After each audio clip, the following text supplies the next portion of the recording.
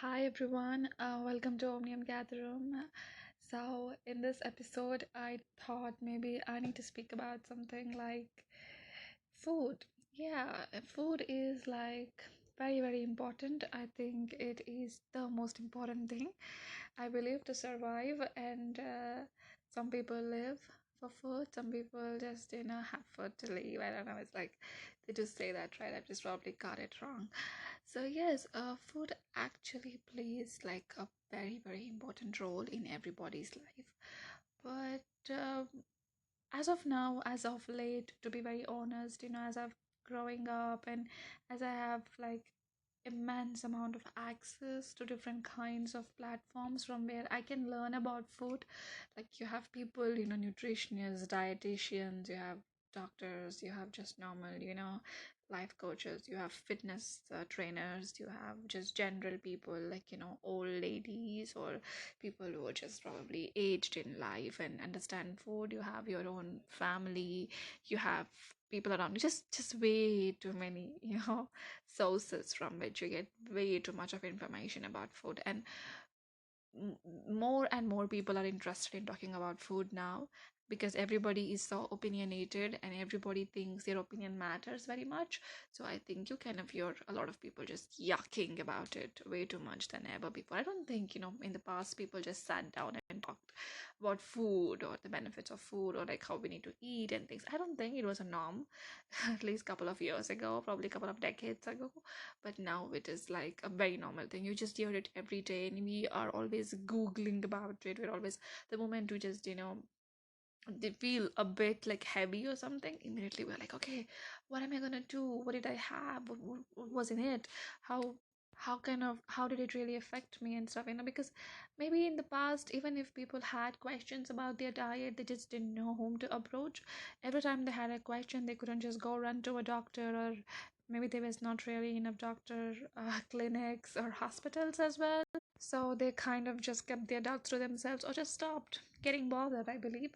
But now that you can just literally Google about every single thing you eat, the most complex of formulas, you can just Google about that and you have videos, or you'll have thesis papers, or you'll just have stuff out there that could definitely help you understand it in a better way, or sometimes just get you more confused than you were already.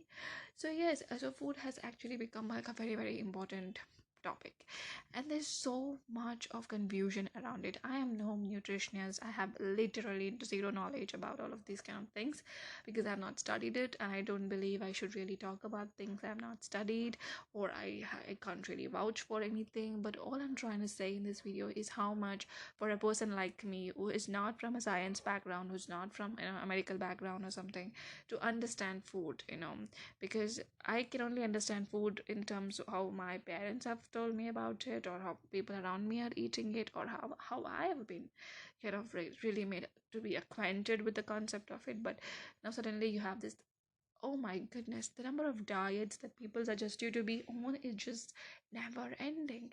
And then you go on diets for months. Okay, I'm gonna be on this particular diet, I'm gonna be on that particular diet. And then there's also these lifestyle changes which people are doing. One day you're vegan, other day you're like, I'm like, I can't really be a vegan, maybe I'll just try being a vegetarian. And then you're like vegetarian, and you're like, if I can be a vegetarian, why not try be a vegan? So you have all of these kind of things happening. And then there's some people who are like, well, you know what, I've just come down to vegetarianism, why not just be a non-vegetarian, or just not be any tarian and just eat whatever I can lay my hands on. There are all kinds of people, and there are also extremely visceral non-vegetarians out there who just believe meat is everything. And so yes, there's just way too many people, and there's way too much of judgment that happens on the basis of what you eat as well. So yes, that is quite demoralizing, I would say. And to be honest, look, I have no certified yeah, nutritionist or any kind of doctor or something to completely give you an advice on it. But I think I personally, as far as I have seen, I know people, since I live in a country which is predominantly vegetarian, I live in India, I can very much vouch for the fact that vegetarians are not necessarily the most healthiest people I know. And just because you're a non-vegetarian doesn't mean you have a very unhealthy lifestyle either. It's not at all true. I don't really like calling myself a non-vegetarian because I think when you say vegetarian, what it means is that you're eating vegetables and dairy and no meat all through your entire diet. Like, if you're having 21 meals, a minimum of 21 meals in a week, all those 21 meals are going to be vegetarian. That is what you mean when you say vegetarian. When you say vegan, it means all 21 meals of a week, a minimum of 21 meals are going to be, of course, vegan or something. So when I say I'm a non-vegetarian, so by that analogy, I must be saying, okay, my 21 meals, which I usually have in a week, are gonna be non-vegetarian. But the reality is not, it's not. It's definitely not. My diet, especially people in India, especially, I can only speak for them because that's what I know. And if you're a non-vegetarian in India, most of them, we do not eat meat for 21 day, 21 meals of the week. Usually, it's just probably in 21 meals that we're having. Probably we have like most of the times, very commonly, probably 5 to 6 meals are probably non-vegetarian in that, or sometimes it's 8 or 9 or 10. There are people who can have it 21 as well, but they're very few. It's quite very few people who can do that, because also that's another fact that comes into play as well, because in India there's not everybody is very well off, so meat is quite expensive, so not everybody can afford it for like all 7 days of the week. So all we can do probably is we can save some money and afford it in the weekends, or when there's an occasion or something. So that's quite impractical, because even though you're non-vegetarian, you're not really having meat for all 7 days. So we are not non-vegetarians, but we do eat it. We're mixed, we are like we're this proper omnivorous animals, I would say, who kind of eat their vegetables and their meat. So if I have to speak about my diet, it's usually we are like from a very healthy family, I think, and it's just this diet has kept us quite healthy for all this time, and all my family members, we follow the same kind of diet, not just my very immediate family, but everybody around me, even my friends and stuff. And I listen to them, they are pretty much following the same kind of diet. So, but especially in our house, because none of us are very fond of dairy, we don't like dairy, we're not very used to milk products or curd or stuff like that. So usually you can see that almost all of the 21 meals I have on a minimum, it might be that around 16 to 17 of them are completely vegan, because we have no meat in them, because in our house we don't use meat frequently. We just have it like probably once or twice in a week, for 2 days in a week or something. Like I said, you probably some, I don't know, some people even 5 meals are gonna be like we maybe non-vegetarian. Like sometimes during Sundays, it's like a must. We need to have non-vegetarian stuff. We need to have meat. Even then, it's only the breakfast, not the breakfast. Sorry, it's only the lunch and the dinner that we are having. Just non-vegetarian. Breakfast is completely vegan, and then other days it's totally vegan. We don't even use any dairy products, and we don't even use any kind of meat products or any kind of stuff.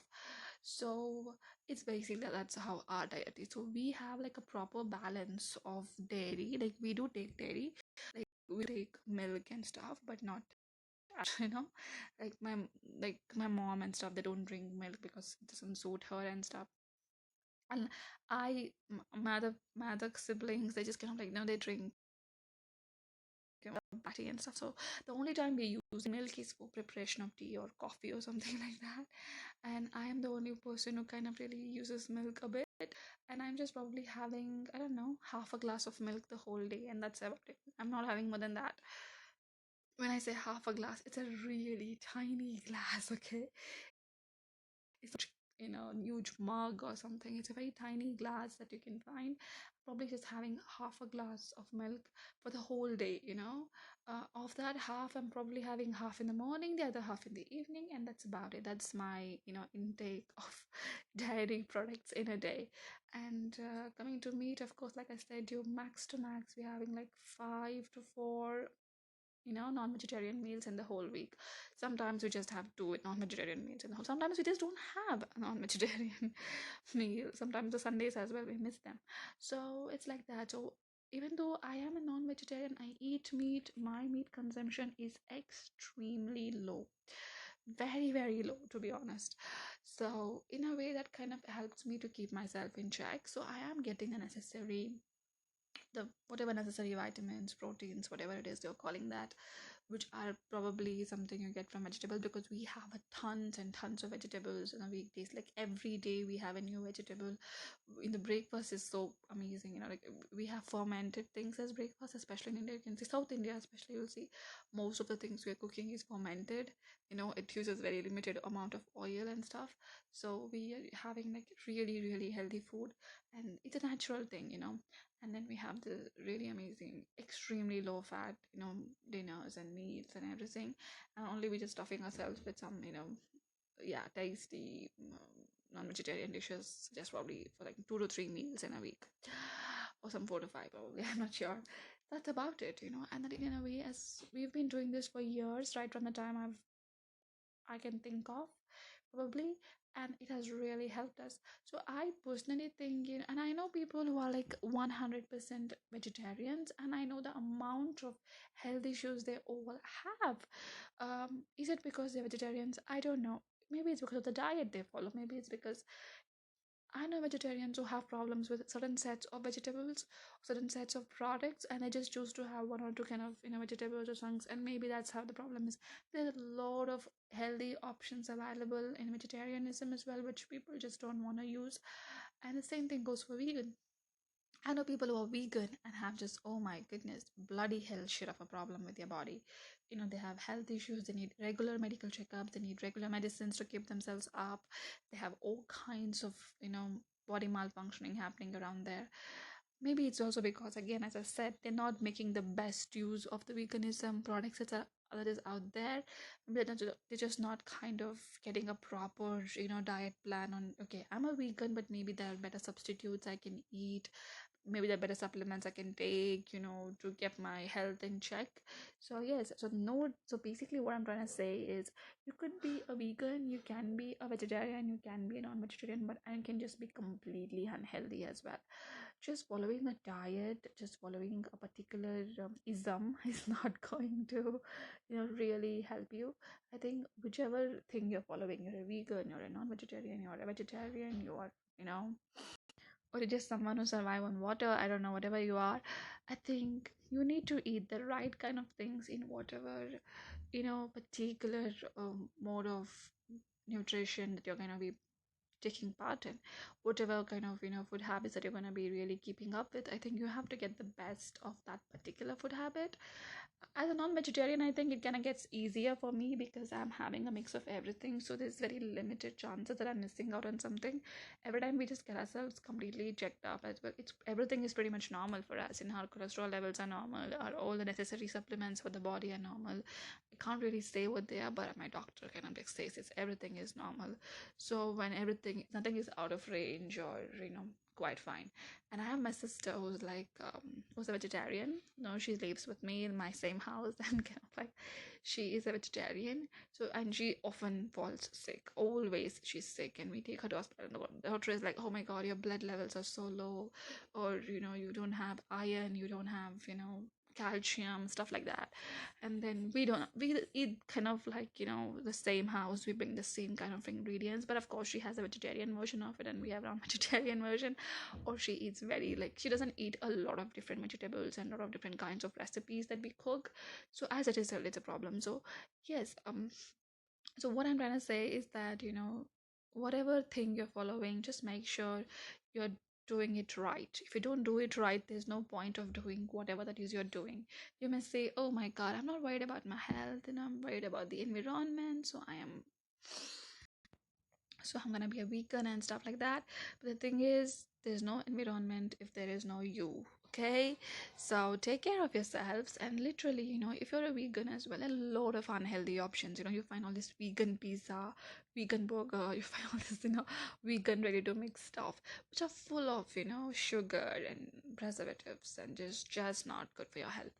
So this notion that going vegan is the healthy way, going vegetarian, or probably especially vegan, of course, which is the brand that everyone seems to be really attaching themselves to.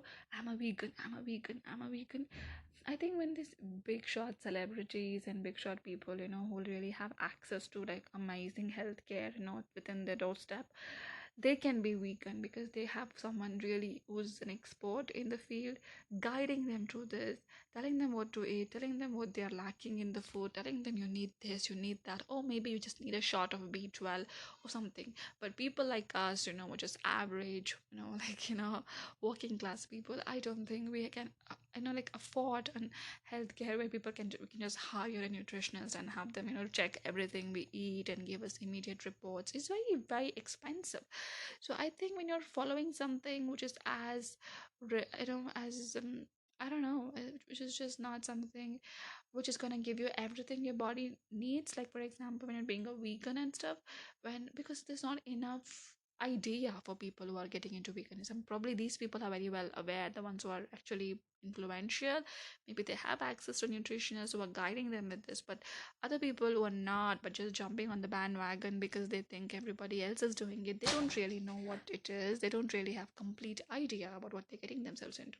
So it's very important that when you're changing your diet from one particular way to another particular, just make sure you get complete idea about it. Even if it takes time, take it slow, learn everything, and then probably slowly you can inculcate it. If you have the intention to be something, you definitely can, provided you just take it slow and get a good hands-on view about it. So this is a problem I see. I see everybody is just trying to be somebody, and in that whole urge, they're just forgetting that we are not equal. We may say we are all equal, but we are definitely not equal. The kind of access they have, the kind of benefits they have, you don't have it. So when you're trying to emulate these really rich, influential people, you better make sure where you stand and take care of your body. That is something I definitely believe. A lot of people just say, it's for the environment and stuff. You're gonna go. Amazing, great, good for you. Go for the environment, do it for yourself, do it for whatever reason, or just do it because you want to do it, because someone who you like is doing it. Whatever the reason is, I don't give a shit about it. We can just do whatever you want to do. But all I'm trying to say is make sure you do it right, because there are a lot of people I know who just kind of resort to something because someone else has been doing it, and they just kind of end up on the wrong side of it. And that is not something you don't want to just rake up your medical bills by just doing something which is fancy or something which is Instagram worthy, or just trying to have, oh, I'm a vegan on, as a bio or something like that. So yes, this is something I wanted to put it out there because I see this so much, and I see so much of bullying and judgment going on the basis of what people eat. It kind of is sad because everybody who's bullying each other, they hardly know what they are talking about. They hardly know what they're getting themselves into. And after a point, they just realize they were just, they were just being an absolute dim wit. And you just, I don't want people to realize it when it is too late. Realize it now, take action now. You want to be a vegan, be a vegan, just do it the right way. You want to be a vegetarian, be a vegetarian, do it the right way. You want to be a non-vegetarian, for God's sake, do it the right way. There's a huge problem with non-vegetarians who think we eat everything so it's healthy. No, it's not. Has got much higher chances of you getting into heart risk problems, all kinds of problems, basically because of the kind of meat consumption that we do. A human body does not need for you to have all your meals non-vegetarian. You just need just limited quantities of different factors into your body. You do not need 24 by 7 for people to be eating bacon or mutton, or chicken or fries or something like that. No, you don't need that. Non-vegetarians, when they just take it too seriously, they take meat too seriously, and they just have it almost every other meal of the day. You're literally just writing yourself off from this planet, and you're just really putting yourself in some massive, massive danger. I'm telling you, be careful about the portion. The portion is the key, because portion is everything. If you don't have the right kind of portion of food, it's just you're gone. Okay, as they say, overdose is not good for health. I'm just saying, don't overdose on food as well. It's not just about the drugs, it's also about what we eat. It's going to have a huge impact on your body. Don't overeat sugar, don't overeat just meat and stuff. And please try and eat only when you're feeling hungry as far as possible, because forget about all these different types of food. Just eating food, although sometimes people just overeat food, they just keep eating food even when their body is saying no, you don't really need it. They just don't have this responsive stimuli working well for them. So make sure you guys get all these things right. I'm not a nutritionist, I'm not someone, but I'm a human being who has experience with eating food for pretty much all my life. And this is something I think anybody with sane and some sort of sanity, some sort of rationality can think about and talk about.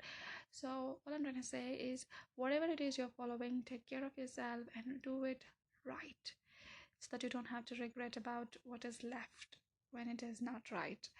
So hey guys, that's about it for today, and so take care and be safe, and bye bye.